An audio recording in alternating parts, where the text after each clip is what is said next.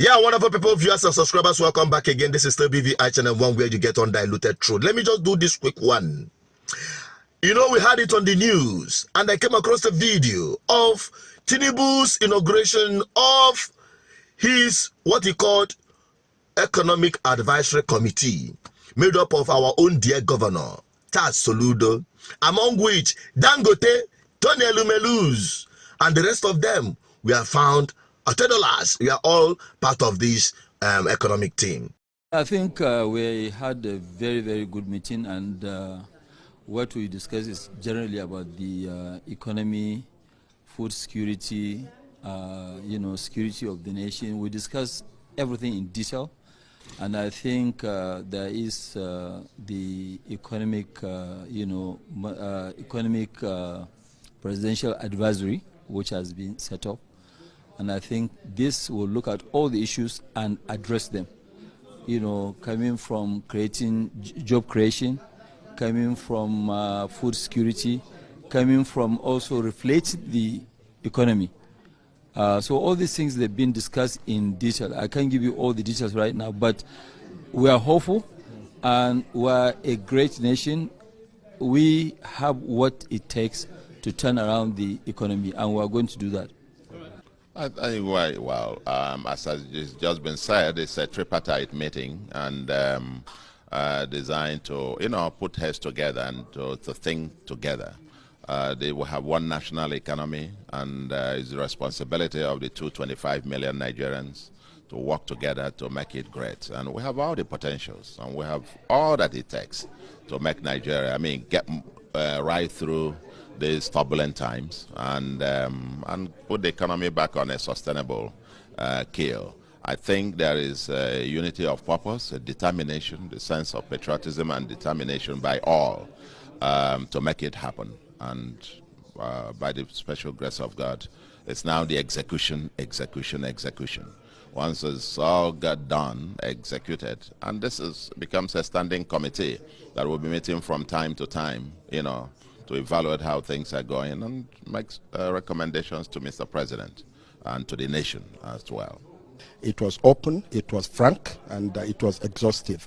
And some of the issues we discussed, for example, like the foreign exchange rate, which we know has always been the problem, for the past 2 or 3 months. We have discussed on how to, bring the foreign exchange, the rate down, because we all know that what is happening in, as regards the foreign exchange is artificial, is manipulative, and thank God, the CBN, is doing quite a lot now. The exchange rate has come down from 1.8 to maybe 1.615 now. And as we all know, everything in Nigeria is indexed to the foreign exchange, especially when it comes to, stuff that we import into the country. I leave this meeting with a lot of enthusiasm, excitement, and optimism about the future of our country. I believe that implementing the decisions we arrived at today will help propel our economy and help alleviate the poverty in the land, help create employment, and help put food on the table. I can assure you that all hands are on deck. All governors have resolved to join hands with Mr. President to ensure that you provide the necessary intervention. Okay, now when I came across this video, I was like, I am still seeing the problem of Nigeria being or posing as solutions to the problem. But let me just keep my opinion for now. Let us listen to Sowere, what he got to say. Dangote them that are creating the economic problem, are they not the ones who are doing round tripping and collecting dollars and selling in the black market? How can you set up an economic council to solve the problem and you don't have the people who are suffering themselves in that committee?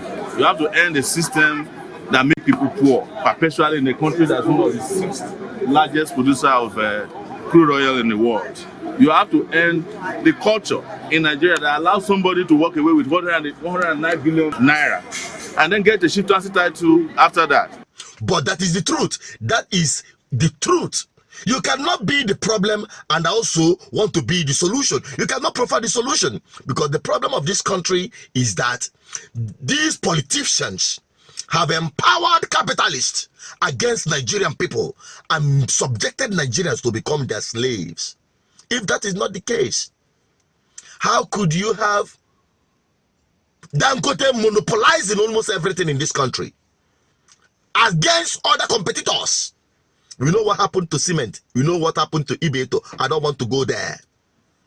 We know what happened at the banking sector and what transpired that made Nigeria have its Naira on a free fall. You know the banking sector? You know what they are doing? The CEOs, the big guys in the banking sector. You know the role they play. It is no longer a secret that they racket these dollars, take it out on the streets at the black market, and it's no longer available to those who need it because of corruption. They are making enormous money. They take money from the bank, central bank, at a good rate, at the official rate, instead of giving it to those who need it inside the bank, investors, manufacturers, importers. No, they will sell it to their bookies on the street at the black market. And they are the ones now coming back again to implement the policy of the federal government or to advise the federal government and the central bank on how to go after this bureau de change on the streets. That is what we are seeing as.